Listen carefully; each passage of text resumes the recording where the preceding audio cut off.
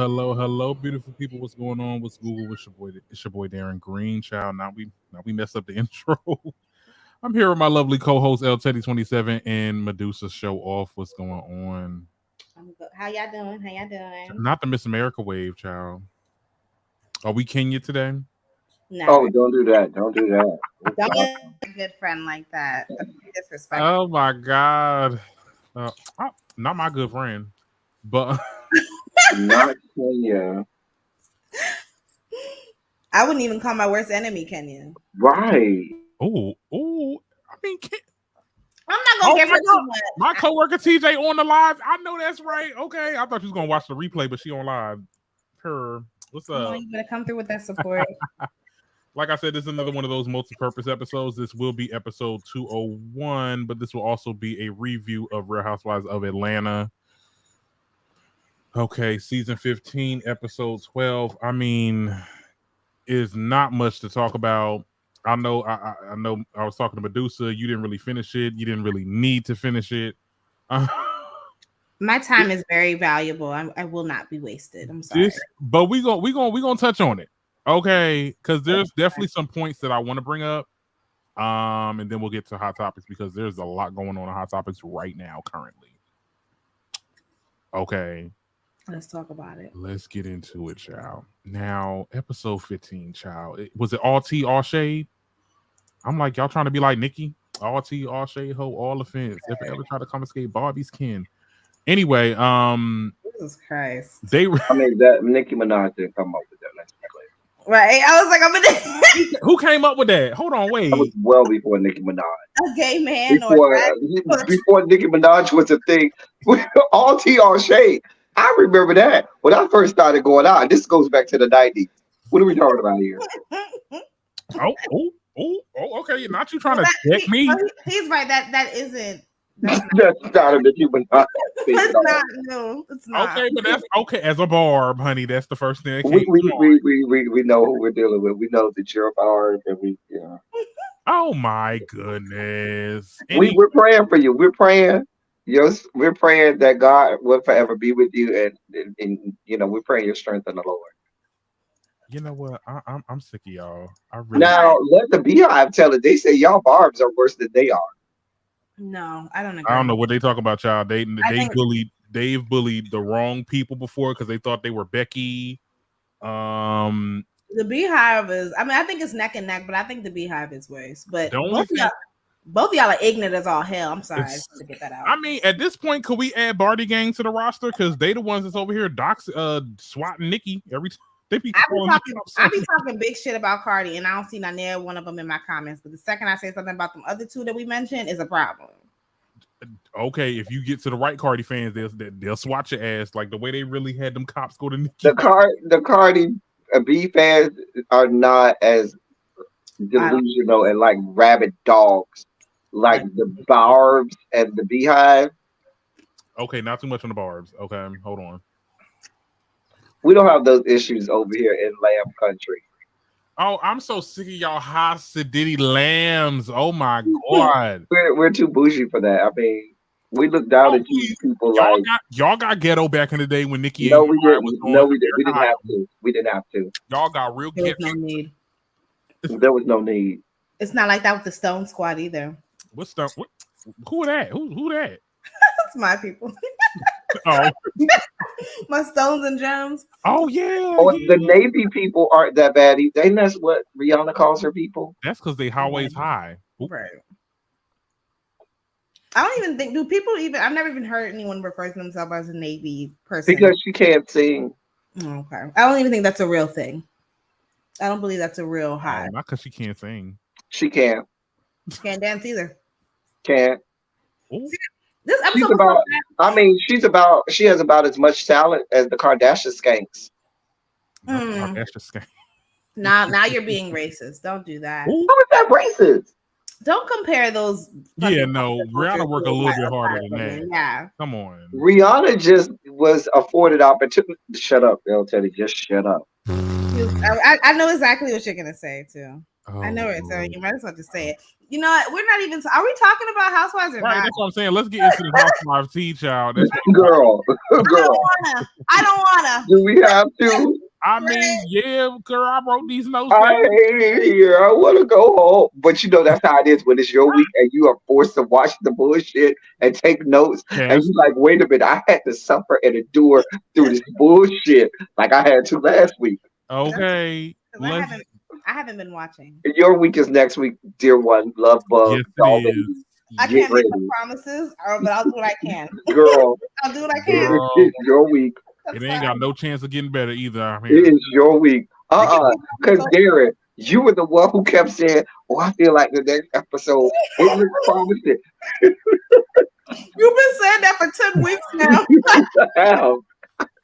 I'm glad you finally let it go. Girl, we are trying. Well, I'm trying to keep it positive. I'm trying to keep it positive. Okay? I'm sorry. Anyway, so it starts off. God damn! Like I guess the remnants of this argument of Drew, being mad at Candy. Candy leaves, and before I get into anything, it's so crazy how this whole trip was like literally they wrapped the entire trip at the end of this episode. I'm like, damn, y'all don't get like 3 episodes of the trip, but it's not much content. Exactly. Why drag it out? I mean, still, shit. It's good. Damn. Like, okay. So anyway, yeah, Drew and Toya, the whole kissing scandal. They were talking about that. Apparently, Marlo was the one that recorded them. That video, that stale looking video that we were watching. That was Marlo's phone. She sent it to LaToya, if y'all don't remember, child. And Toya sent it to Drew saying, "Keep my name out your mouth," I guess, or whatever. And then somewhere down the line, LaToya denies them kissing. Do you think she was paid off? I know Drew ain't paid no goddamn. Now people were saying that. I don't think so. Like, you mean to tell me just for what? For what? If you kiss that girl, you kiss that girl. You think Drew paid that girl? Shit. I have no thoughts. I don't know what's going on. I'm not watching. I don't. I don't care who Drew kissed.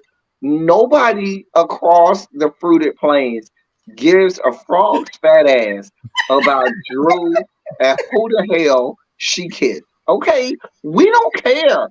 They having a whole manufactured argument, meltdowns and breakdown about shit that nobody.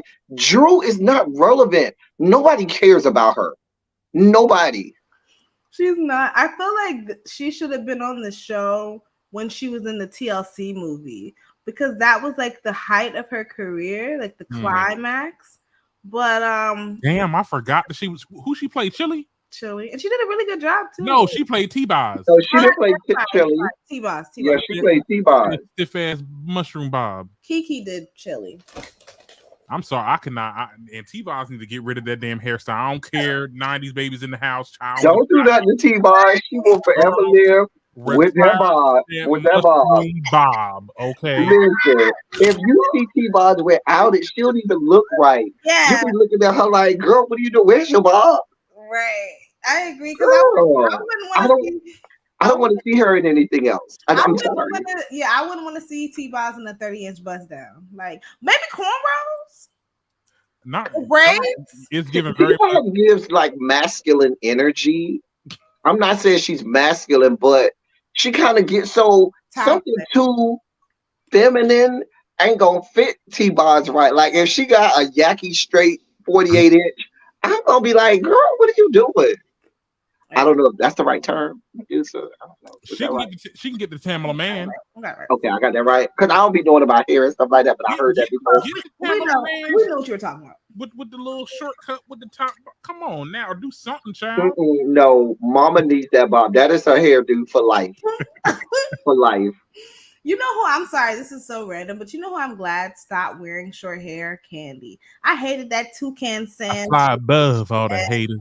She first came in, I hated that little flipped up that she had. I hated it. What toucan, Sam? She looked like a red rooster. Like, I hated it. Oh my god! Because I'm about to get pissed off. I'm glad she stopped wearing the afro in them damn confessionals, looking like a Marla Negra trying to perpetrate. Now she's trying to appear pro-black, but girl, that last season, girl. Remember the first season of Love and Hip Hop Miami when she tried to sweep people up and down? That was her hair. Wait, she's being pro. I remember that shit. She's being pro-black. No, remember that time when Portia was trying to start that whole thing about, because it was around the George Floyd era situation, and Candy was like shutting the shit down, right? Wasn't it Candy and Kenya? I thought it was definitely Kenya. It was definitely Kenya. What, they didn't want no smoke? Like Candy, it was some type of somebody in the comments. It was Candy was a part of that shit. Like she didn't want shit to go. Like I don't know. I think she wanted to run it, or she wanted to be like I don't know. But it was some shit that was going on with that. Candy girl, that girl's definitely for self. Candy girl, can't. Candy girl. Okay, was reading her. Candy don't do it for me, but people love her. I mean, and her presence wasn't here. I mean, we didn't care. Nene talked about it in the interview that people really just like her family more than they like her. Yeah, we're gonna get into that too, because that's gonna be right after this show, because it's in direct correlation of why this show is just not freaking working. Not kidding. Now, Drew talks to Sheree, says that, and the only reason why I'm bringing up this conversation, because I really don't care about the conversation at hand, because we see Sheree trying to get Drew to kind of turn on Kenya and Candy or some shit like that. Drew says, I feel like Candy is trying to warm me up for this show that she want me to be on, about her being a lesbian, where that's why she's really going full force on her. Yeah, you kiss LaToya or something like that. I felt like that was kind of like that was what you trying to say. Felt like she was being slick homophobic. I wouldn't say slick. You talking about Drew? Yeah. I know I wasn't going there. I was going more on, you know how they love to say that Candy's like extra sexual to the point that it's almost like, oh shit. you see it now? Yeah. Like I didn't like that. Like it's like like I watched Color Me Pink talk about it, and it was like it was giving the same vibe that Portia was trying to insinuate on Candy. Like, oh, you just trying to get me revved up so I can get ready for this show. Like she's some type of madame or some shit. Drew is trying way too hard to make this thing into some kind of, she's just manufacturing. She's trying to play producer and manufacture stuff. She's trying to start beef with Courtney, and she's doing everything in her power to even. She done forgot about the fact that she's supposed to be mad at Candy to deflect to being mad with Courtney, because she dare not have problems with Candy or Kenya. You dare not fight with that side. So I'd rather fight with somebody who is on the show because of her, vicinity to my husband, their relationship, who is in my corner, has been in my corner the whole time. But because I don't want to sever that tie and relationship with Candy, and Candy was ready to dog walk you. Yeah. And you don't forgot all about that. And now all of your ire is directed at Courtney all of a sudden now. Now Courtney and Marlo have become public enemy number one, and they must be the whole reason as to why all of this went on. And this is all Candy. I don't see none of the smoke for Candy no more. That's a whole nother story for a whole nother day. I'm gonna be quiet. Yeah, Drew is the two faces are starting to come out. Like it's really, I like Drew this season, but I wish that, like her and Sonya, I wish that they really grow the backbone that they need to. Like it's so like fake and like, oh, like you just trying to find a reason to come for Marlo, and we see Marlo is holding back. Okay, I noticed it couple episodes ago, because Marlo is not even trying to go, because she's not even trying it with these girls. These girls are not even trying to. She's not on her. Not saying that they're not her level, but she's just in a different space. I don't know what's going on, but she is not going in like she have in the past. I don't know if you see Marlo go in on people, and Marlo's clearly not engaging the hostile. This is just not a good cast. Like they don't vibe. They don't have any chemistry. the conflicts that we have are not, they're not genuine, they're not interesting. Yeah. What is Monyetta's point of being here at this point? Why is she here? Now that's what I want to know. Why the fuck is Monyetta here? What purpose does she serve? I can say the same for Courtney. The friends. I could say the same for a lot of the women on the show. I feel like she has like a friend. She must know a producer or something. Yeah. So she must be friends or family with somebody, because it doesn't make any sense. Couldn't be Neo. It's not.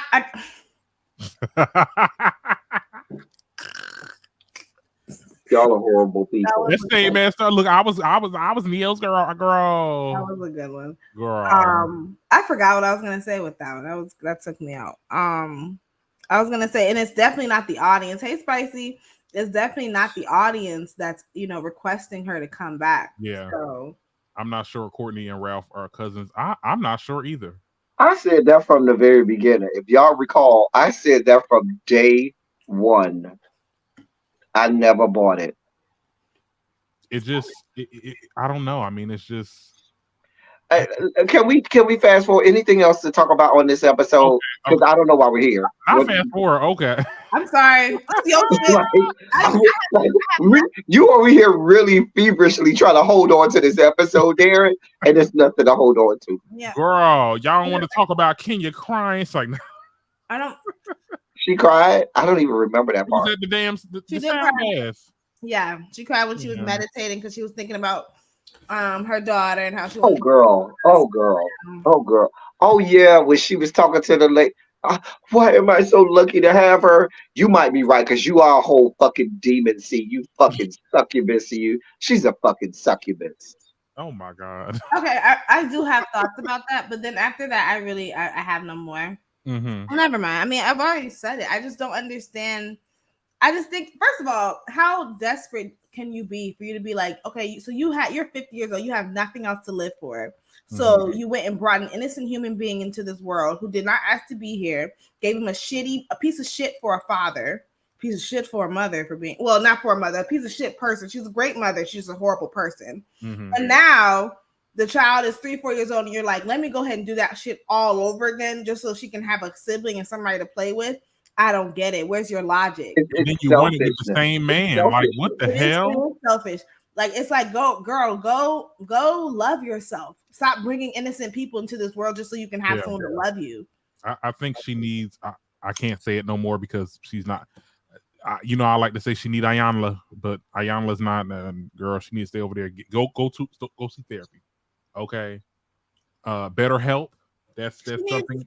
She needs to heal that trauma that she has with her mother. Yeah. That's what it is.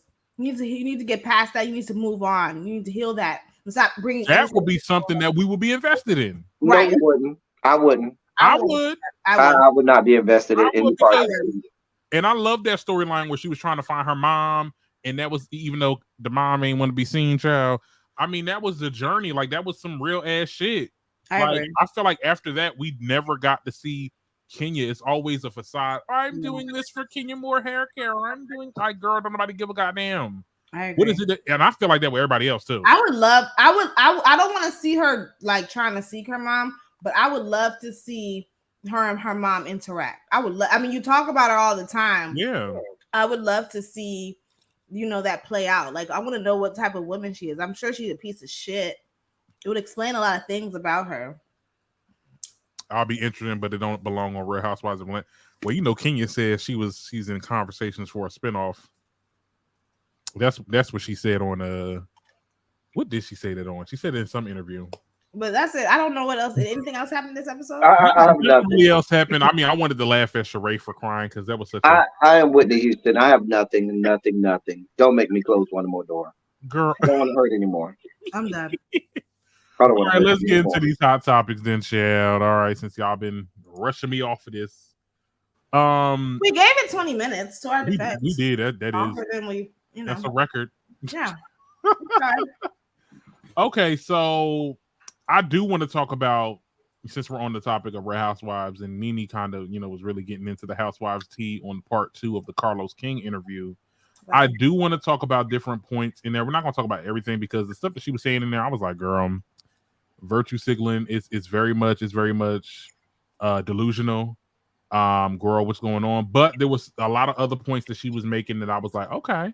Now, some of the points that were made was her, being in talks with Andy Cohen and Bravo, saying that she would love to have a sit down with them. I thought that was interesting. She talks about how the show itself just does not have an anchor, which I thought was very interesting because when you look at it, for many years, this show has not had an anchor. And I'm not saying Nene is that anchor, because there was times where Nene wasn't there and the show did what it needed to do. But I don't know. Like, it's just like nobody is really doing it. I think they're pushing Sheree. That's why I did want to talk about like how she was like trying to get the girls together and she walked away and started crying. Like, they're trying to get her to be like this anchor and it's just not working. So I thought that was interesting that she brought that up. And also how like Carlos, when he was a producer on there, like Nene really said that you knew us. Like, you knew us, you called us, we emailed, we talked to each other. Like, it's best when people on behind the scenes actually know the cast members so they can meet their needs and so that they can have a good show. Can I just have a moment of honesty and self-disclosure? Mm-hmm. Please do. When I watched this freaking interview of Nene, I sat there thinking, even in a perfect world, Nene, and they brought you back, the show has jumped the shark. Yeah. You are not bringing this show back to, oh yes, its former glory. There's nothing salvageable about this. Bringing old people back is not going to do it. Bringing Nene back is not going to do it at all, at all. So Nene, you need to let it go. She sounds like a jilted wife that's a victim of DB and has Stockholm syndrome and don't want to let go. Yeah. You need to go. If you're that great of a person and you're that great of this bubbly personality, why aren't people rolling out the red carpets to bring you on? Why aren't there opportunities? But hell, Carlos King got how many shows and he ain't offered to give you no show over on OWN. Yeah. Come on. And you over here doing whole ass interviews. He done did unwatchable shows like that last season of Love and Marriage DC. People tell me this Love and Marriage Detroit stuff is horrible, and he keeps getting greenlit for shows, and he ain't gave you nothing. Nothing. I want to let anybody on there, and they're not letting you on there. WeTV will let anybody on there. They're not letting you on there. T.S. Madison even got 3.5 episodes on WeTV. So my point is, Nene, you bloviating and blathering about how the world has done you wrong and how you're the greatest person on earth for reality television rings hollow, because this interview wasn't even all the way watchable. I sat here watching this interview like I'm just really watching it to wait to see what's going to happen. And I couldn't even stay in tune with that. Girl, let it go. Yeah, Go away. Right. I couldn't finish the first one because the first one was just dry. The second one kind of really, because we got into the meat and potatoes already. We talked about Bravo. We talked about how you feel about these girls and how you talked about how Candy's like, oh, we're in a different place, but you still kind of shaded her. Like, that's why some of the stuff she has some points, but then some points I was like, girl, like Harold said, is giving bitterness with some of the points that she was making. Her tone, just the way that she was coming off. I mean, it does look like you're just upset that things had conspired the way they have conspired.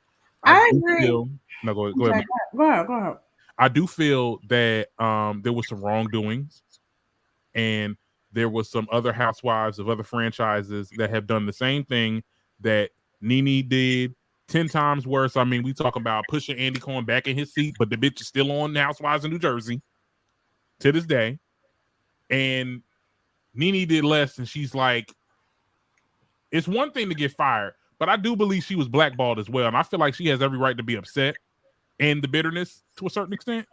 I mean, saying that you should have been as big as Kim Kardashian, I don't know about that. But the other stuff that she was saying, it was making sense. I'm confused. Mm-hmm. Didn't she call Andy racist flat out? Like, didn't she go on a rant on an Instagram live or like a YouTube live rant and flat out called him racist?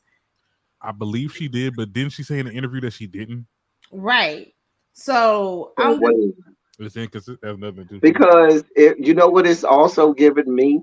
It's giving me Monique.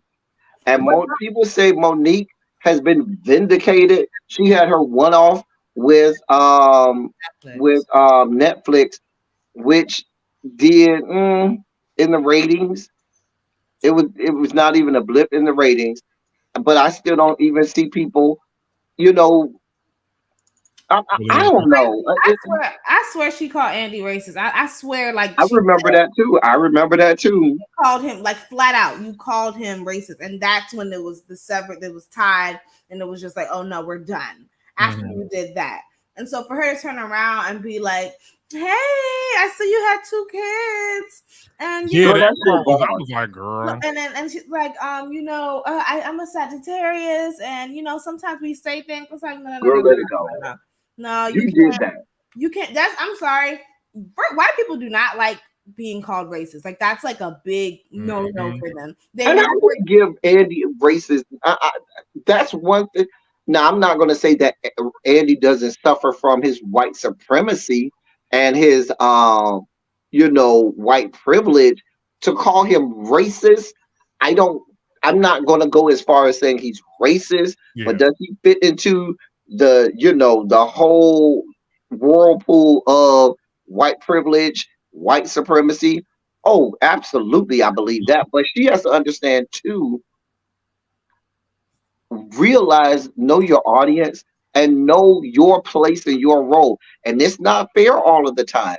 You're the particular place that you're in. But if Andy Cohen is the boss and the conduit by which you're able to have opportunities, it's probably not going to go over well, because I've worked for racist bosses and things like that. But before I went on this whole rant and called them racist, cussed them out, and quit my job, guess what I already had?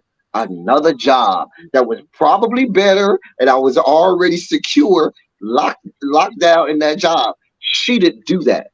But not only that, if I was to call out a company for being racist, which I have, I'm not gonna expect us to come back later and move past it. You're racist. I'm black. Right. Tracy said no, she didn't call him racist. She said he does the not the booger sugar. Okay, that's kind of worse though. I mean, she said something. She said, okay, I thought she said both. Either way, she made some accusations that there was no coming back from. So for her to turn around and be like, hey girl, I know I said some things, and then she's like, I just feel like we should just be able to move past this. And like, okay, well, I don't. And I'm not willing to. So maybe you should just move on and get over it. We're never. And the first model of business is the first thing you learn about business, especially corporate world. People who look like they are competitors, they are actually friends. These people are on the golf course playing golf with each other, making deals, talking about all kinds of things. They may be competitors, but they still are allies or have associate race relationship enough to where they talk. And you better be damn skippy. They're gonna be like, yeah, I had this one employee. If you get this name, you need to look out for it. That ain't the one you want. Right. This stuff happens. We do it with our own friends. Medusa, you dating some dude, he turns out being a dickwad and an asshole. You go on to your girl, you don't want to date him. And then when he comes, try to date one of your friends or a friend of a friend, the blueprint already gonna be out there. Nah, I already heard about you. Going on over there. Right, wrong, or indifferent. That's how it goes. And you just made enemies with the wrong person trying to stay in that industry. I agree. And it almost looks, I'm not saying that she's trying to beg, but it does look a little like you was trying to beg. Like, girl, that's exactly what she's done. Like, I'm very open to having conversations. I'm like, before it was like, fuck y'all, give me my money. And that's what I'm saying. I'm like, that speaks volumes to your ethics, that you're willing to move past someone who you think will pass with the company that you say is racist. And then like the whole thing with Kim Zolciak, Like 1 minute you talk about Kim and all the shit, all the privileges that she gets, and as a white woman, and then you turn around and say, I think that they should bring Kim back. I would actually like for them to bring Kim back. But see, Nene was always like that though. Like, and that's what I didn't like about Nene when she was on the show. Like, she was very flip-floppy. Yeah. It was very like, okay, we cool, but I'm gonna shade the hell out of you. Like, I'm gonna say this about you, and then and you can't say nothing about it. And I said what I said. Like, no, girl, you said what you said. Piss this man off, and this man is in a big position, and he blackballed your freaking career. Right. I mean, and let's be clear, Nene, you don't have. Well, I shouldn't say you don't, but as far as we know, you don't have any other skills or any other skill set. And so y'all can talk about Candy if you want to. She still could hit a good baritone on Every Man Wants a Woman. Okay. She could still do that. You can still sell out a show. You said she's starless. She ain't got nothing going on. She does have something going on. It may not be on a big scale, but it's definitely more than what you're doing. And at the end of the day, you're not on reality. Even all of her clothing stores ain't did nothing. Some of them done closed down, and people done all online now. They done drug those stores. That restaurant Lenithia's is barely holding on over there from what I understand. I thought it got shut down already. It was shut down. They got shut down already? Shut down? I thought they was just barely holding on, but now my thing is this: I think all this is going on. She probably missed that check. That probably was some steady freaking income when she was on, and that's probably why. Because she definitely could do a show with Carlos. Carlos is the door's open. Let's be clear. She don't want that money. The money I don't even think. See, she missed her moment where she messed up. She fell back on the Housewives instead of when she was really big and on stuff like Glee. Instead of getting some acting coaches and really diving into that and really maybe using that as a springboard into some acting where she really could look down on Bravo like, girl, I don't need you no more. I got my own career over here. She never did anything with that. And then she fell back on Bravo. Well, let me go ahead and get this good, easy money over here.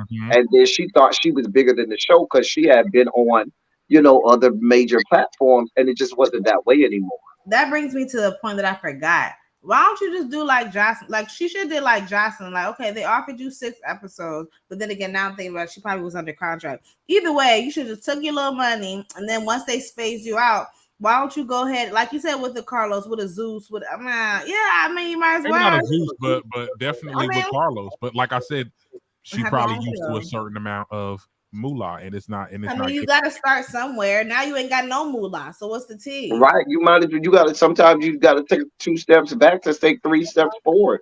Yeah. And I've always said Nene is good for like a talk show, daytime. Even when she was trying to do daytime television, I know it probably wasn't possible because she had a lot of stops with that as well. But having a podcast or something, or something in that nature, like, you could have did that. You had the resource, where you have the resources to have that type of production. I'm pretty sure Carlos could help you with that. You want to be signed. You got to put your shit. You got to put your content out there first for somebody to come and reel in for, because it ain't like that. Why not use it at? Go over there to OWN. Look at Tyler Perry. Tyler Perry, went on with Oprah and sprung that into being a billionaire and having his own studios and everything. But you got to remember, these people aren't business savvy people. They're not entrepreneurs. She's a reality star. She's a personality, and that's it. But when it comes to like running her own and producing her own, she doesn't have.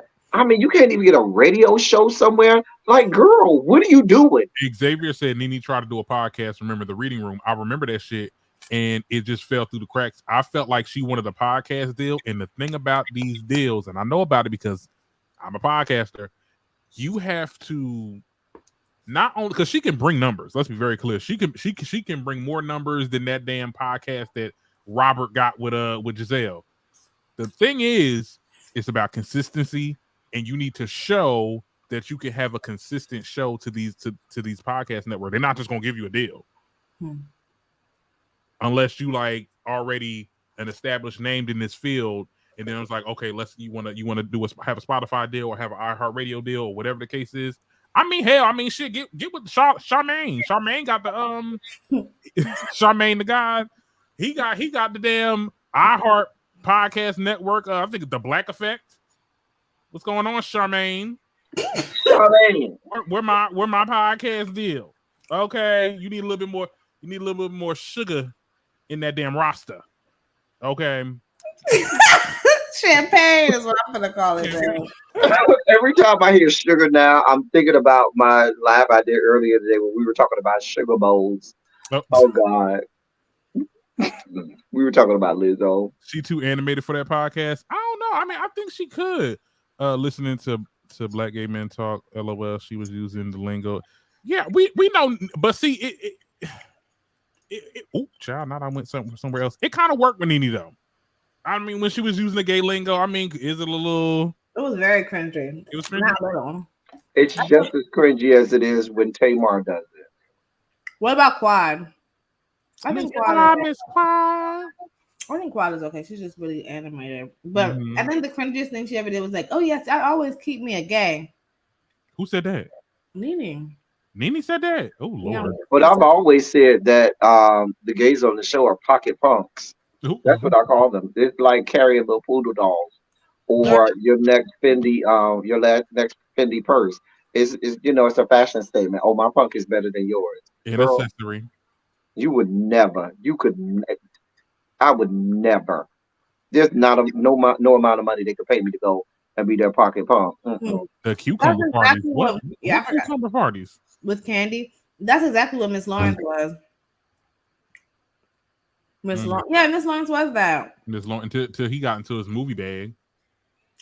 Thank God. I know that's right.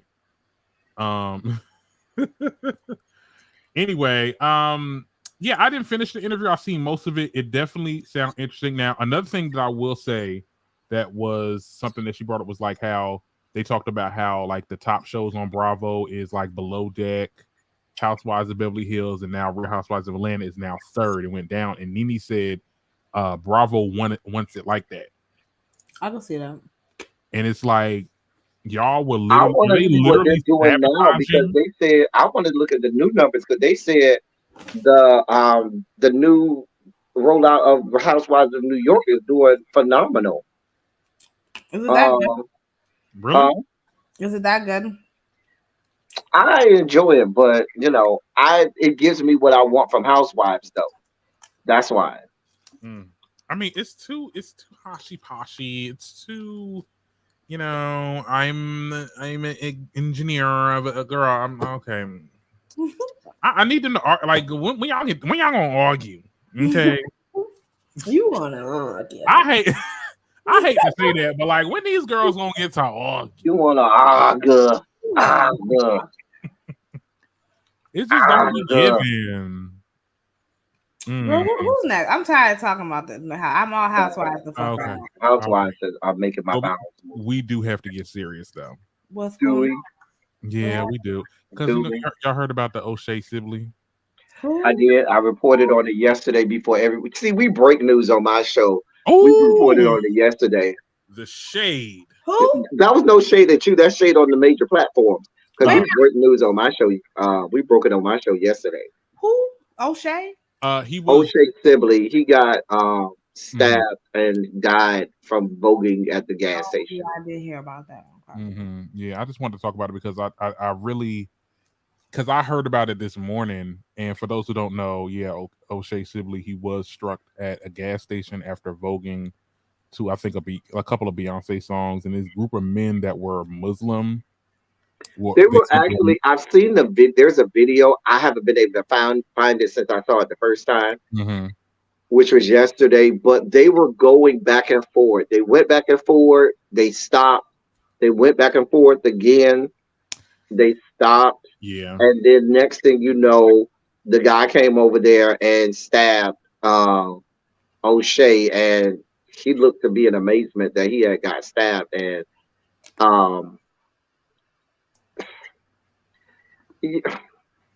I talked about this on my platform yesterday. There's a part of the conversation that is the palatable part of the conversation, and then there's the part of the conversation that's not palatable. The palatable part of the conversation is that This is absolutely a hate crime, and we need to do everything in our power to be sure and certain that this person is brought to justice, Mm-hmm. because you just can't go around stabbing people. You know what I'm saying? If indeed, now I'll say we're going by what the witnesses and people that were there saying it was about, but the video I saw didn't have any audio, so you have no idea what they were arguing about, what anybody said to any, to the other person, because I don't know, and I'm not trying to play devil's advocate or Right, anything, right. but I just don't know the nature of the conversation, because I know some Muslim people, go time is you say anything about the Quran, Allah, or anything like that, and it's go time. You know what I'm saying? Right.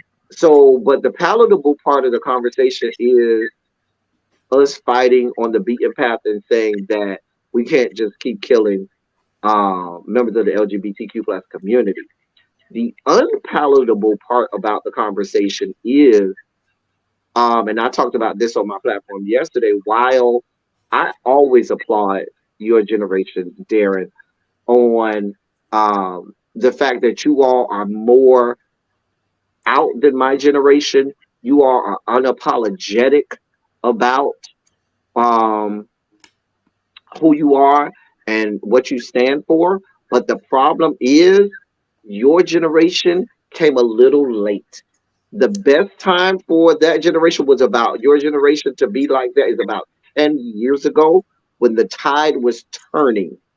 We in this country are going back to what it was when I was coming up, and when people were getting gay bashed, and when people were getting killed, maimed, and horrible atrocities happening to them because they were trying to just be who they are.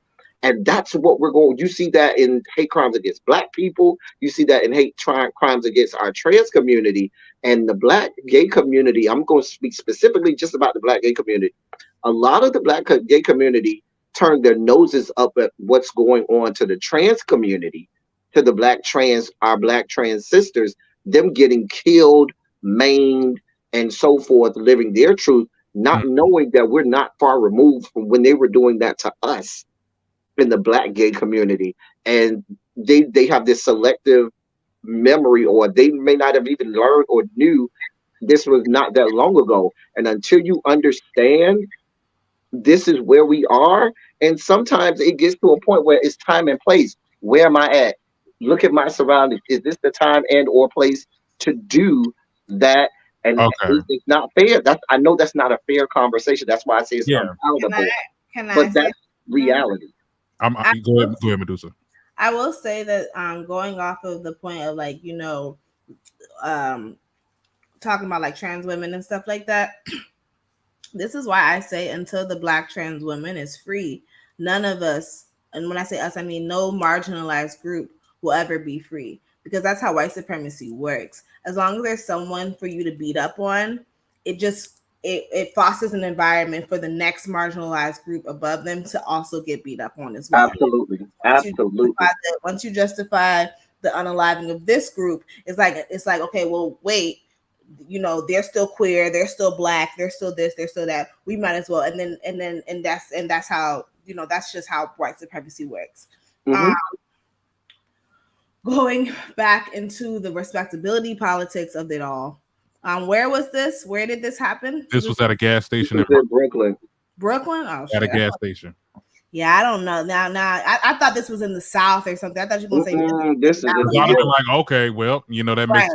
But Brooklyn has changed. Let's be very clear. But Brooklyn ain't changed that much. It's still a very diverse, heavily influenced by it's still. I mean, it's very gentrified, but you still have a lot of different cultures.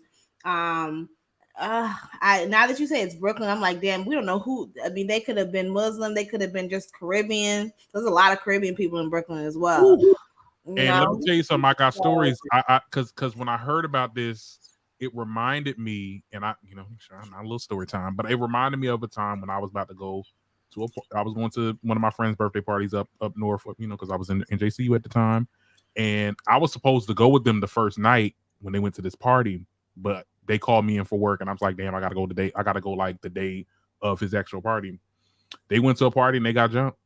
They was at a I think it was a Caribbean party, could have been Jamaican, I'm not sure, but it was one of those, and they literally they was able to clock him because the people that he was with, you know. And the thing about it is, Darren, and I say this, I started off. Yeah, and it hits me to this day because like the person, this person is so unproblematic, but it's just like it literally happened to him, and it could have happened to me. Like I was almost gonna be, because I was supposed to be there the first night. It's so crazy how things are just like, it's like we back in the day again. Mm-hmm. But that was the point that I was making. That's why I say I applaud you all for being open, in your face and unapologetic. But that comes at a price. And since tides are turning back to how it was, the price that people paid when I was coming up for being open, unapologetic, you became a headline and a hashtag. Yeah. And the thing about it is, it sounds good to us because we're not the headline and the hashtag. But when you become the headline and the hashtag, you're no longer here to see said headline and hashtag. But I will also say this: I gotta live my life.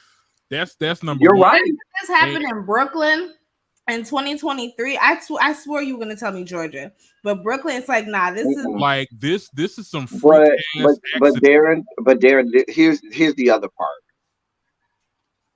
We gotta continue, like you said, we gotta be able to live our life, and we gotta fight, and we got to do everything in our power to do things. Sometimes you have to be strategic about it, but just like our forefathers, ancestors lived their life in times that were much more restrictive and much more, oppressive, and were able to still live their life, we can do that. Sometimes we have to adjust ourselves, move a little differently until we can make a little way edgewise, because I've seen the tide turn. I remember when you couldn't be out and proud and couldn't do anything. And I saw the tide change and turn where you could be a little more free and open.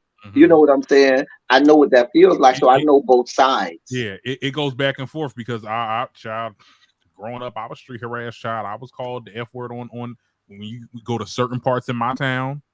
I remember that, and you couldn't say nothing back then because it was the only two of us, and it was like five of them. You know what I'm saying?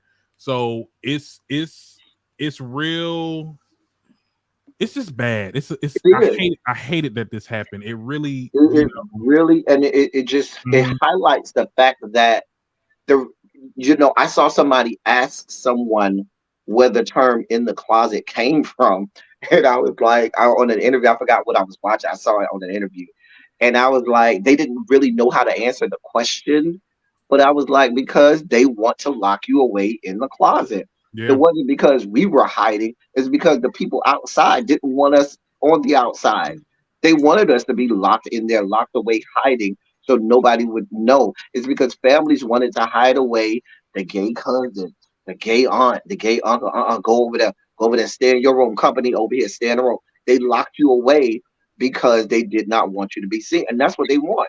Baby, you could be in your own little gay club, and the farthest we gonna give you is the parking lot for the let out. But baby, when you leave that parking lot, I told a story on my channel. We used to keep a jacket in our cars. When we would go to the club, we would have the jacket on. When we get to the parking lot of the club, you would take your jacket off. You had on the outfits you want. When you got back in this good car, you put back on said jacket. Yeah. And then went in your house safely, because it was a safety to life issue. And as much as I might want to say, listen, I want to be loud, proud, and I just want to live my life. I want to live my life. That's the whole point. Right. Live your life. Right. I've got to be alive to do that. That's true. But times are getting inconsistent because we were at a time where, okay, people are out and proud and doing what they're doing. But now I think what's happening is there's this conservative push to really push us out of the way. And it's making a lot of people like, oh, well, these people are bad. These people are pedophiles. These people are this, that, and the third. So, Which is why I keep preaching from the rooftops. People say, I don't get into politics. And I always say, well, politics will get into you. Because these things permeate through every facet of life and affect you. And if you don't want to get involved, and if you don't want to let your voice be heard in that way, they're going to make sure their voice is heard. It's hard for me to speak because I am a cisgender heterosexual woman, black woman. But I don't know. I don't think that we or y'all should be forced to assimilate. I do think that you should move, with precaution, Oh yeah. obviously. But come on, I mean, I just think them black man voguing in Brooklyn at 2 a.m. That's just crazy to me. I could see if it was any other place, but I don't know. I can see if it was my hometown, child. I can see, but New York, Yeah, New York. that's New York But is too that's like I diverse. always say, people look at some of these blue states and think that, oh, okay, this is the land of opportunity. They are just as bigoted and racist and Mhm, discriminatory in the bluest of blue areas.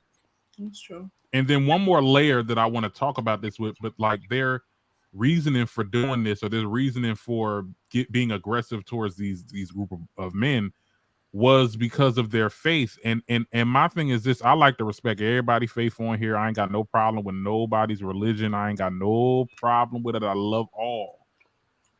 But you cannot justify attacking or even killing somebody at that with your religion, with your relationship with God. No, sorry, I don't think God wants you to be doing that. Well, I mean, that going back to the beginning of it, they did that. Christianity did that for black people, Yep, I, they and the did, Muslim and they community did. is way more conservative than Mm, Christianity is. I mm, don't. I don't think that any form of organized religion is above critique. mhm. Because all of them are used to control people, especially control marginalized groups of people. And the Muslim religion, that's why I think Muslim religion and Christian women, I think it's so funny when I meet Muslim and Christian women, because I'm just like, how does it feel to be a part of a religion that does not respect you at all? Ooh, ooh. How does that feel? But Mhm. it doesn't even respect you as a human. Like I just don't feel that God is that cynical of a Mhm. person to have you be, brought into this world just so that you could be, discriminated against, marginalized against, objectified, oppressed, or any other adjective or verb that you want to throw in there. And so I just think that they get some of many of the major organized religions get the man upstairs so wrong. And Mm. I know he cringes at how some of these people try to, use his name or say this is what he wants and everything. There's special places in the bowels of hell for some of these people because they just really I just can't believe that this all powerful, all loving deity is that cynical that he would, do that to whole, Groups of groups people. of people. Yeah. I know so many people that were traumatized by the church. I know someone who will not step foot into a church because Mhm. it's just too much. Yeah. Yeah. So I don't. So listen, and that's why I said I don't, I don't, I want to. Part of me wants to be able to hear the conversation that was the dialogue that was had in between because that would give us more context because we know and I think somebody said it in the chat, Muslim people they'll kill themselves just to prove a point and will not blink. But You see let's keep YouTube our head after on our shoulders, and wouldn't have been nothing that man would have said that should have warranted him to kill. Do I think that it's a blanket Walk away statement? from the situation. Do I think that it's a blatant statement, a blanket statement about religion in regards to what? Them being used to control people of color, or them How many times was it? which Do you which think? statement? Because I said a lot. The one about women? Oh, child. Which one? Please let me know because I can defend both, and I stand Mhm. firm in them. Yeah. I But I mean, just I think it's a sad commentary. It's mhm. a sad. It's a horrifying story. And for every little gay boy out there or grown gay man out there, you know what that feeling is like. You know the feeling of horror that frankly got beat into you as a little infant and child when you were trying to do nothing but live and play, and you had to be subjected to swift punishment dire punishment from the time you can remember. And so even to just be put back into that place when you become an adult and you're supposed to be have the freedom to live and just be who you are, Yeah. that's a horrifying feeling that we've all felt many, many, many times over. But what I hope this does is for both sides, I hope it makes those people that do these kinds of things stop. But I hope that helps our community to always say, just I always say, head on a swivel. Know your area, know your environment. Just like as Black people, Black parents give their child the talk, Mm-hmm. Yeah. us Black gay elders should do more of the talk with Mhm. our younger gay, boys and LGBTQ plus out there because Yeah. sometimes those uncomfortable conversations, sometimes sis, you got to butcher it up, time and place right now because we got to make it home. Because Yeah. that's the whole of that. We Because got to make because it home. This is we not the know place we for that. know there'll be people in the friend group that be antagonistic, and now I got to fight because you done got Hey, girl, this ain't it. This ain't, I, girl. and it I don't even agree. end with me. It You, be you know, it, you know. and I'm not, and that's not fair that you have Mhm. to have that conversation. But so that you can live, you got to be able to live Yeah. your life, and that starts with being alive. But I also feel like, if you look, I'm just saying, whoever state that you live in, it is what it is. Keep your protection on you. I'm carrying tasers, bear mace, girl. I'm telling you, the That's baton why I was thing. surprised because the girls nowadays don't play around. Maybe they keep them some mace That's or why I'm something saying on them. you They don't do play no games. I was with TS when she was said the narrative needs to change. No more trans women get killed by man. It's trans woman goes to jail for shooting man for trying to steal her purse. Okay, we got to change the narrative because no, at the end of the day, these people Hmm. are dangerous. It could be a simple ass That's conversation. right. People are angry now, and this is beyond the whole hate crime thing. People are just genuinely angry. Like they get Hmm. angry online. They have these conversations. They got these arguments, and then they go outside and they have these arguments, and it gets heated, and then it gets to a point where now you over here choking this man out, and you want to kill this person. It should never get to that point. We are just aggressive people. Americans are aggressive as fuck. Okay, that's enough. That's enough. Maybe, I guess. Maybe I don't think we're that bad, but maybe we are. I mean, We are. We we absolutely are. are But like Houston, you're on social media all the time. We are aggressive, horrible people in the whole pantheon you of this see how world. them people We're in very aggressive people. you see how them England people be getting us at least our bloody scoot, child, girl. Like Listen, I, it- when compared to the rest of the world, we're way up there. I don't think do other countries have mass shootings except for like war stuff. But that's We're way up there. okay. I don't think that has to do with our aggression, though. I think that just has to do with like Not our all of access. us. I Not think all it of just has to do with the excessive access to guns. You see what I'm saying? Like, okay, like as someone who's traveled outside of the country, I've had like really what's the word? Like not pleasant experiences with people outside of the US, and they were very aggressive with me.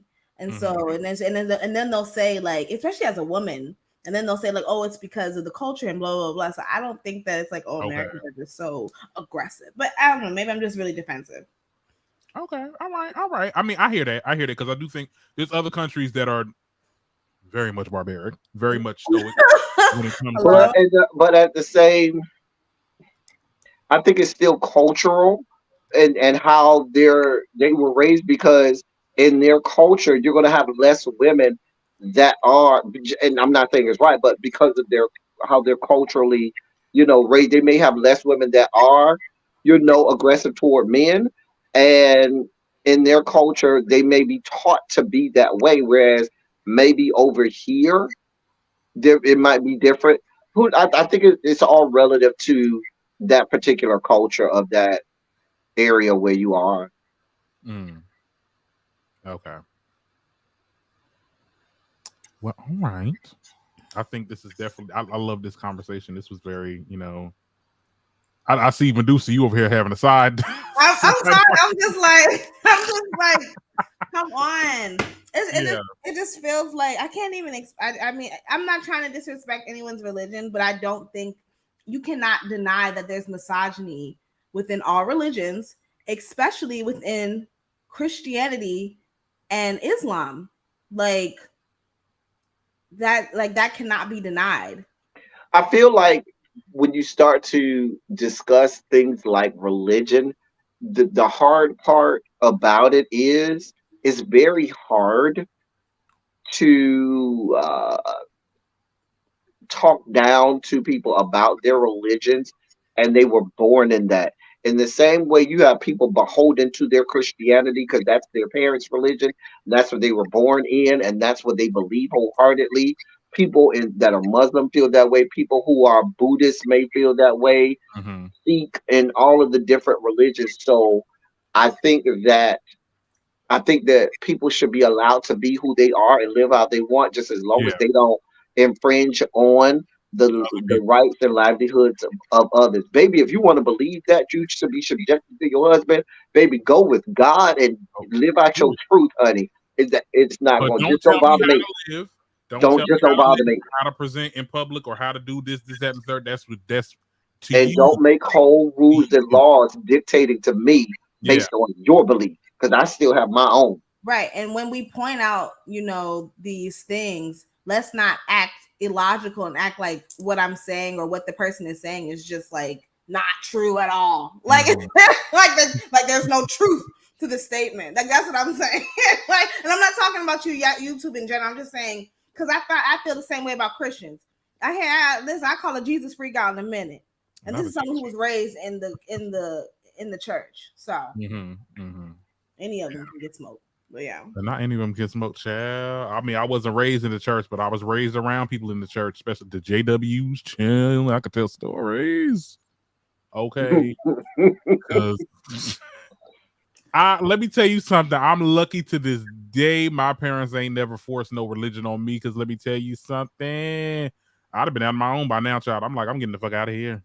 I was forced to go to church as a child, and that's why I don't go as an adult. I went to church 6 days a week. Oh my God. Until until almost like graduating high school. It wasn't until I got into high school that I stopped going 6 days a week. And that was because I was in the band and we had performances that night sometimes, so I can get out and go to church. Oh, okay. Oh, so you was in the band. What you play? Of course. Of Of course. I'm a band geek, a band head, a band. What? Oh, okay. You went to band camp? You went to band camp? What's going on? Of course. Sure did. Sure did. All right, let's move on, child. Let's get into the hot topic of the day. I'm happy you escaped that. Yeah. Yeah, definitely, because child. Oh my God. Last like trauma religious story. Did I tell you that my Southern Baptist grandmother thought that I had a sex problem because she saw me watching RuPaul's Drag Race? I told you that, right? I think I heard that before. I told you that. Yeah. They thought I had a sex problem. Oh my like, why would you want to watch men wear makeup and dress up in dresses? I thought Baptist was kind of like they were not too strict. But they're not as strict as what I grew up in. I grew up Kojic, which is Pentecostal. And they don't play that. Listen, but the biggest freaks are in Kojic too.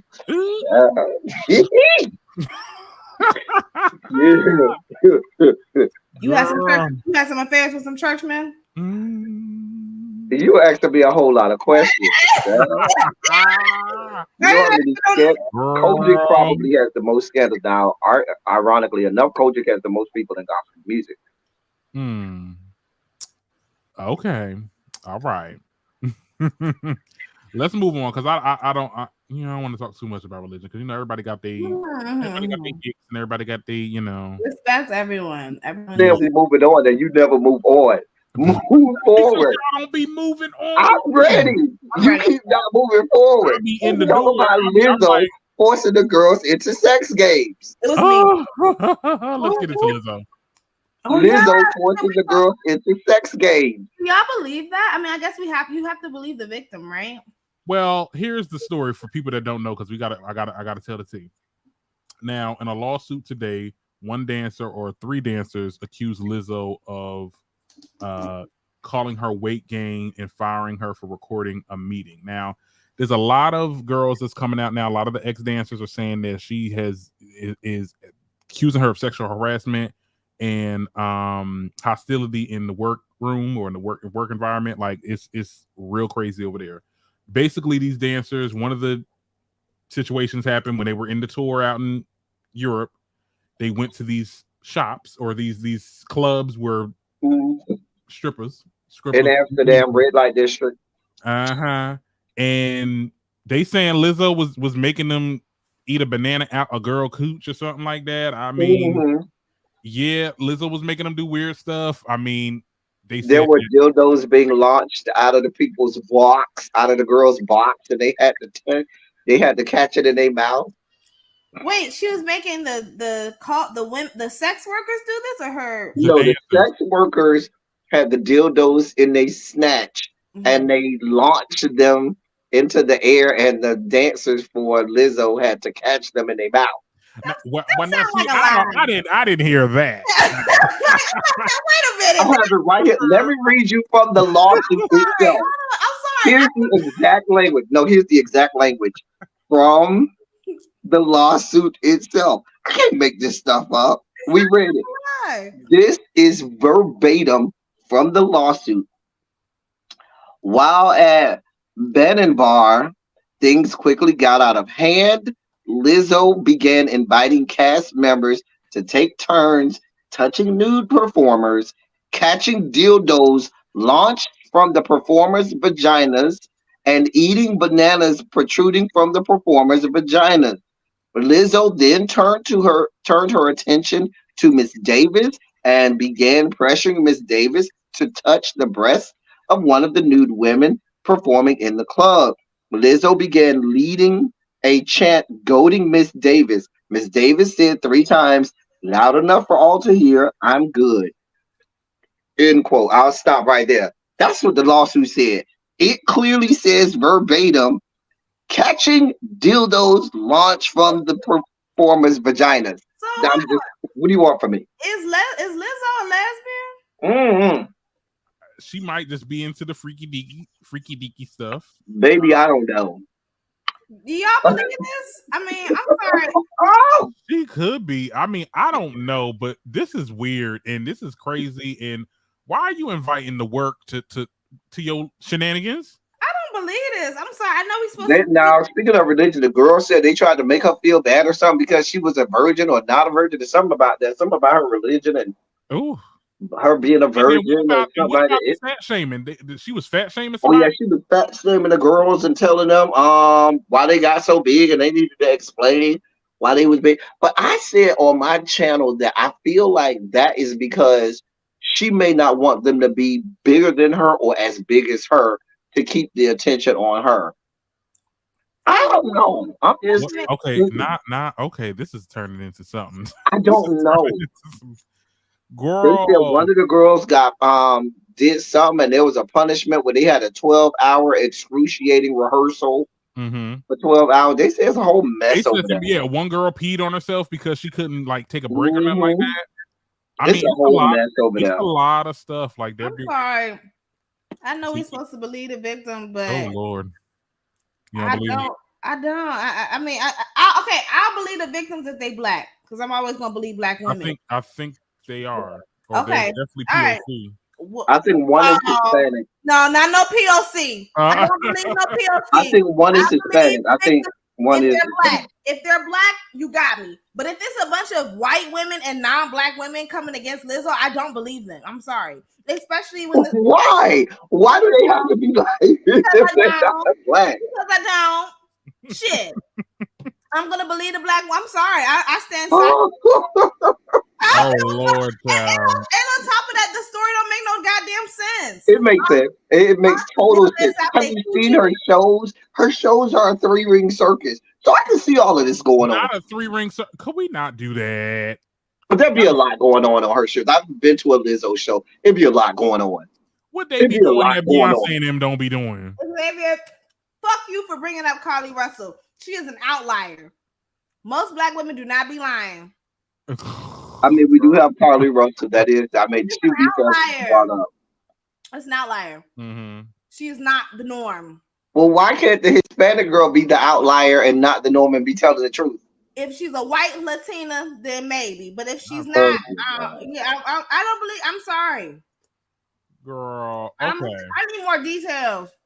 Yeah, I feel like this has come out so randomly, and like I said, I wanted the details. We got some of the details because they did explain it, but I will say this: her former creative director had said that she can confirm the experiences. I mean, there's more than just the I believe it wholeheartedly.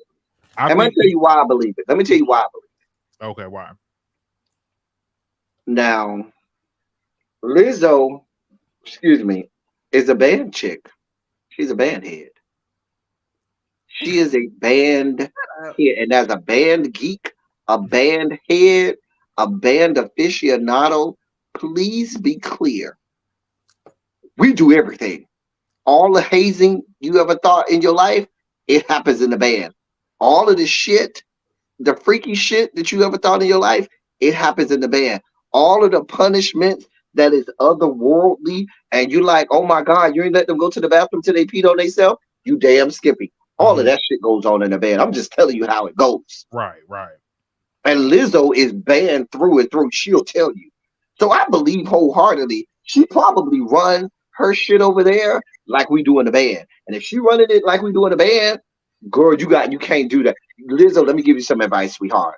You can't run your, production company or your girls that work for you like we do shit in the band. The band is a whole nother world. We get away with a lot of stuff in band because people don't know what we do in the band. Don't let the people behind the velvet rope.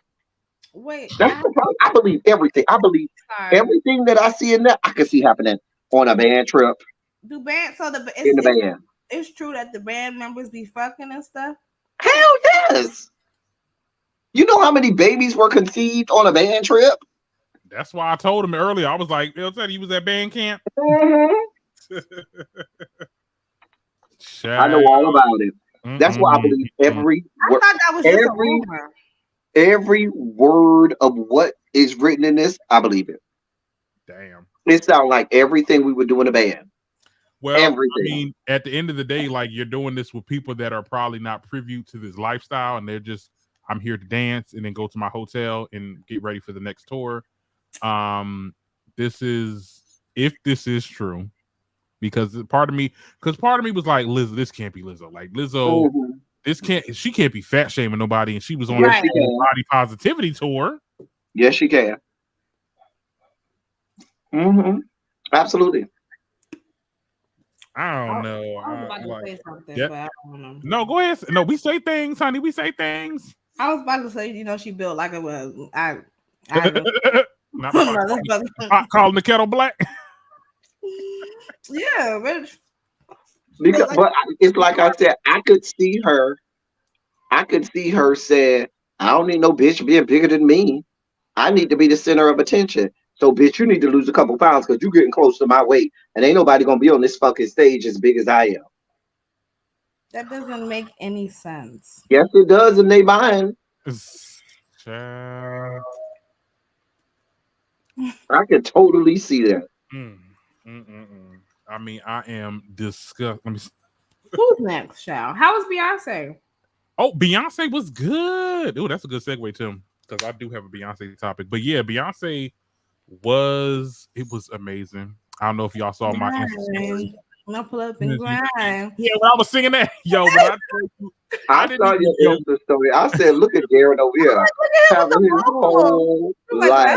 Like when I pull up and change your mind. Like when I tell you, because I was waiting on that song the entire time. I was waiting for that song. I was waiting because everybody know I get into America Has a Problem. Okay, I didn't care who was next to me. There was a lot of people next to me, girl, and it felt like I wasn't even next to people. I felt like it was just me and Beyonce. Like, girl, I was like, I gotta. That's how you supposed to be. If that's your girl, that's how you supposed to be. Because whenever you go see your girl, if that's your girl, everybody have that's my girl. Like I got two girls, they're my girls. If I'm going to go see Janet or I'm going to go see Mariah, it don't even matter who around me. baby, if you want to see what's going on, don't sit behind me because I'm not gonna sit down the whole concert. I'm telling you that now. Don't if you in my area, don't Yeah. plan to sit down. Just to be clear. I was up most of the time. Anytime she sung a song I didn't really know. If you don't want me to sing, you better go buy another ticket from by me because I'm singing every word, every run, every riff, every ad lib from the song. I'm telling you. Grimes. I was Oh no, I cracking was in the stands, Xavier. I was in the stands, but you know what? She sounds her like the sound quality. Okay, the mic was on first of all, but like it felt like she was singing right next to me. I was like, oh, okay.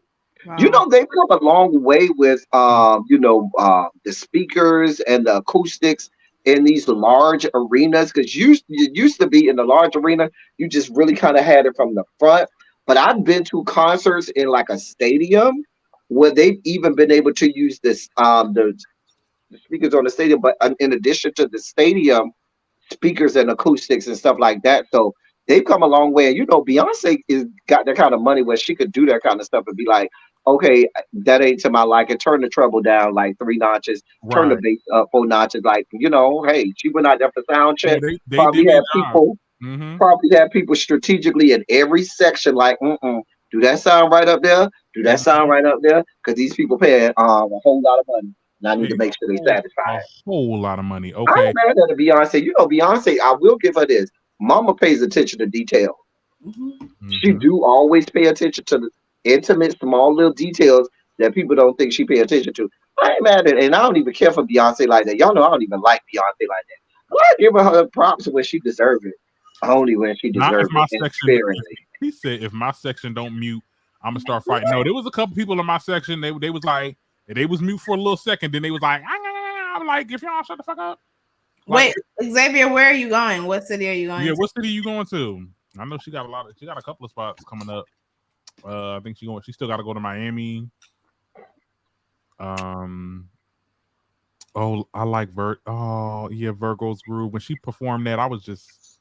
No, she's saying because she's a Virgo. That's why she's. Oh, like a Virgo. I was about to say I don't remember that, but see, speaking of Virgo's Groove, she didn't sing that much. Like she didn't sing the whole song. I was like, hold on, I need to be on skates, honey.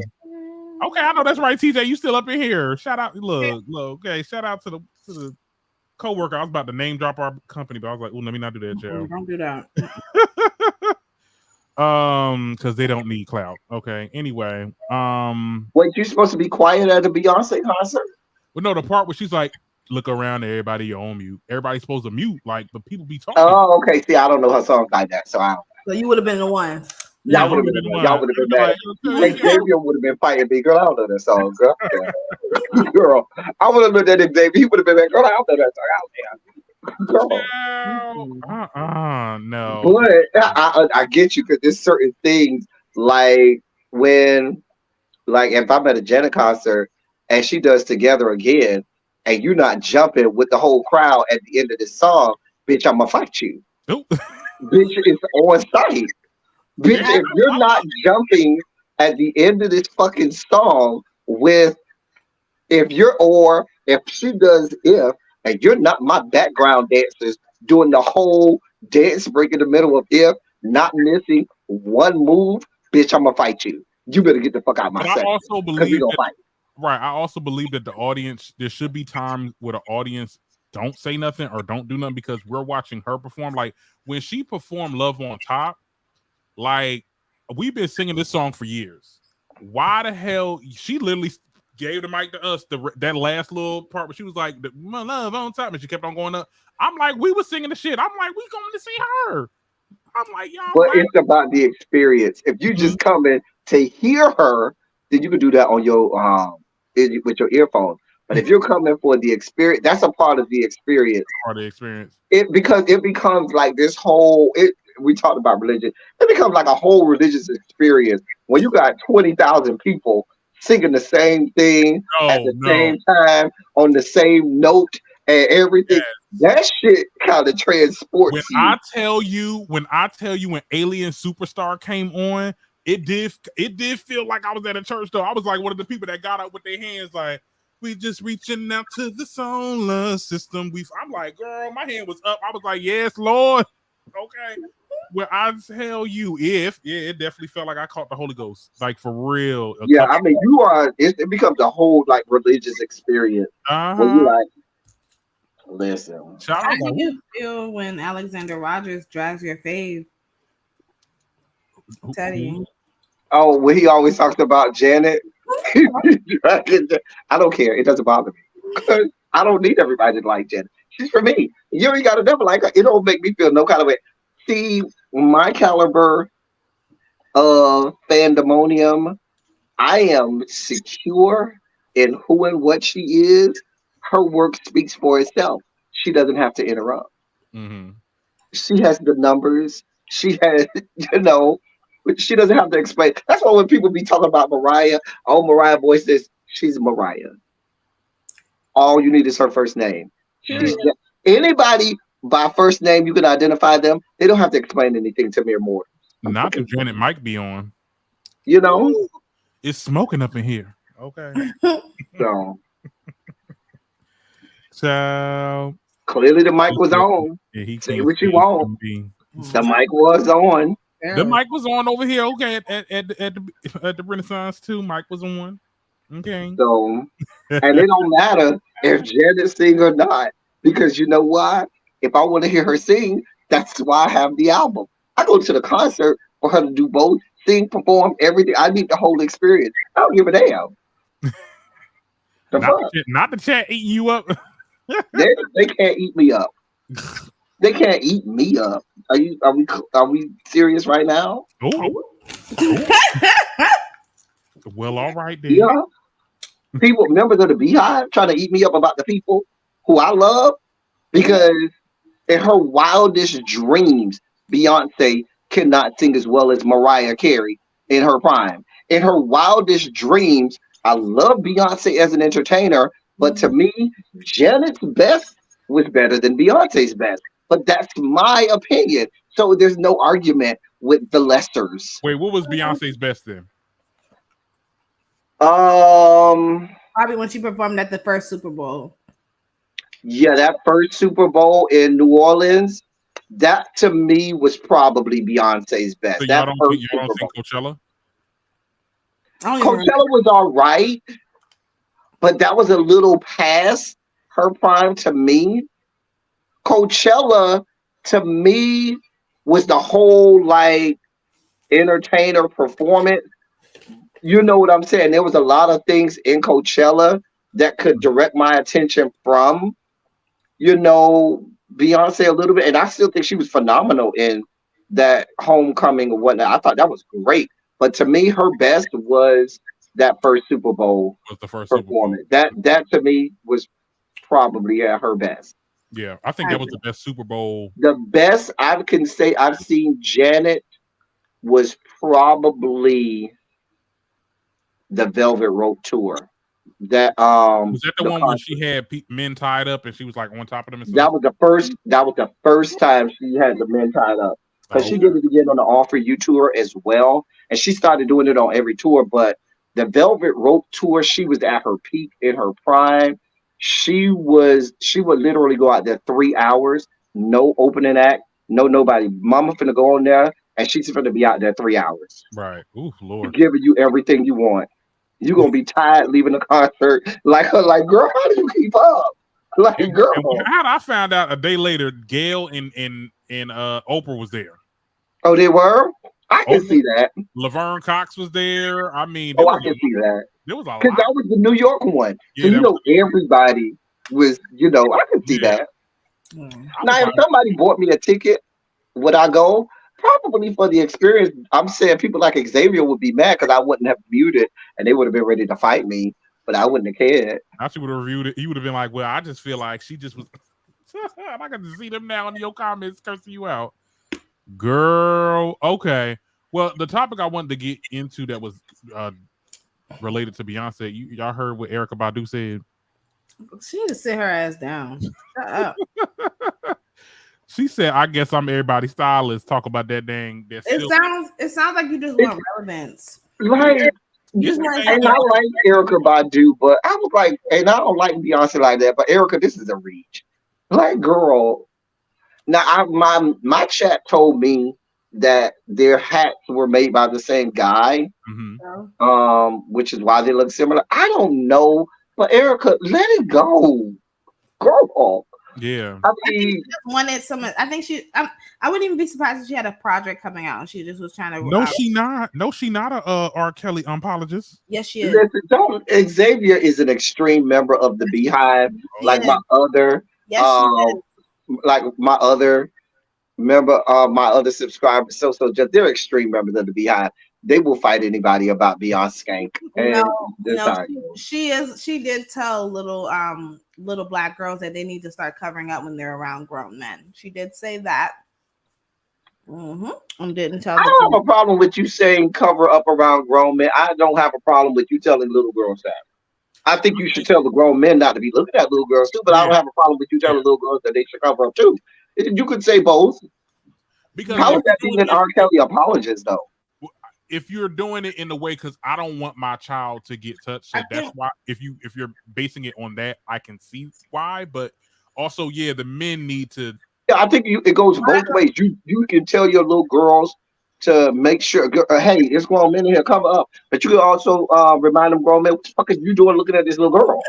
What the fuck are you doing here? Period. Like I think that I think 'cause, specifically she said so little schoolgirls like they shouldn't do oh to no, cover up so like the teachers aren't looking at them. It's like why they said what? that to my best friend. They said there was one of the I teachers. do think that maybe I'm old school like that. I don't have a problem with you telling a child, hey, sweetheart, when you grown, if you want to dress scantily clad like that, absolutely, but that's for grown people. That's Well, not for you. there's a difference Cover up. between, yeah, there's a difference between dressing scantily clad and a young girl just having on shorts because it's Yeah, hot or just like whatever having on a shirt and you telling her to like cover up because But of that's my question. How do we differentiate whether or not she was just saying cover up because they're scantily clad? I think very And rarely. because let's be clear, and I ain't no R. Kelly apology. The man deserved to be under the jail and all of that stuff and never should get out.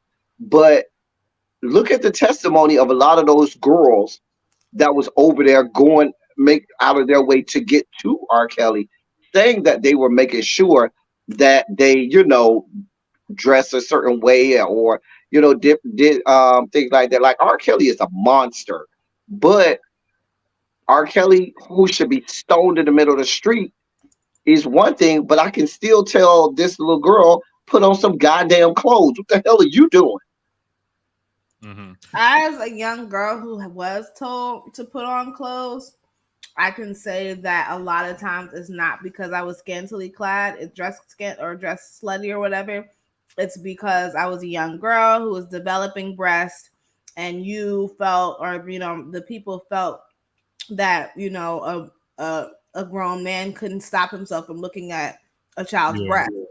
They did that at my school. Like the girls in my high school had the option of wearing skirts, and then it got to a point where it's like, okay, well, it's making the boys uncomfortable, so we have to all wear pants now.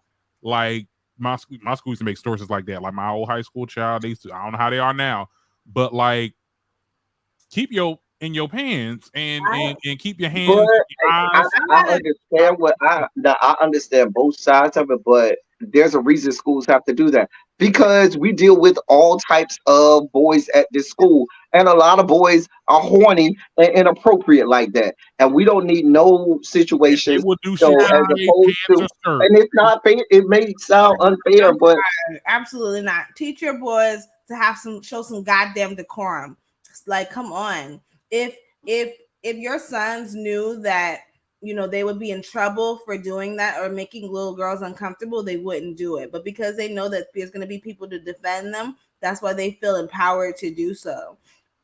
I think is more to it than, especially at school age. I ain't talking about grown people, but I'm talking about school age, especially when you're talking late middle school, early high school for boys. When there is that extra infusion of boys growing up at home, they have to be. These are lessons that have to be taught to young men how to have decorum, how to, hey, your dick hot, go to the bathroom, pour some water on it, do whatever you need to do. But at the same time, but the point that I'm making is because these are still a learning process, we have to make sure, hey, girls, we know that this is a problem with the boys. We can't just be a blind eye to it. Well, they just gonna have to learn. No, we have to make it both ways. Where let's not, try to incite that either. There definitely should be classes that young boys and girls should take about, well, boys, because we're talking about them in this instance, of how to keep that decorum and how, this is wrong, no means no, and all that stuff. And because you will get caught up because people will go to college and then they think they can do anything they want, and then that's how they get into shit. I've seen a lot of people get kicked out of college because and everybody's not, and Medusa, let's just be honest. All girls were not like you either. And some girls purposely went there scantily clad because they was trying to get bust down and they was about that life too.